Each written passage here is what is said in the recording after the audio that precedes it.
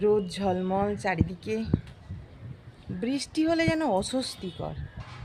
এইরকম ঝলমলে রোদে স্বস্তি, জামা কাপড় কাচাকুচি করো, কাজকর্ম। হ্যাঁ, গরম দেয়, কষ্ট হয়, ঠিকই কথা, কিন্তু এই রোদ ঝলমল আকাশ হলে মানুষ একটু স্বস্তি পায়। এই জেনাকে দেখতে পাচ্ছ তোমরা?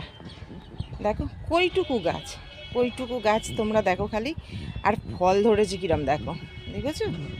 প্রত্যেকটা ডালে, একটা ডালে বাদ নেই, প্রত্যেকটা ডালে লেবু ধরেছে। এই দেখো, দেখেছো?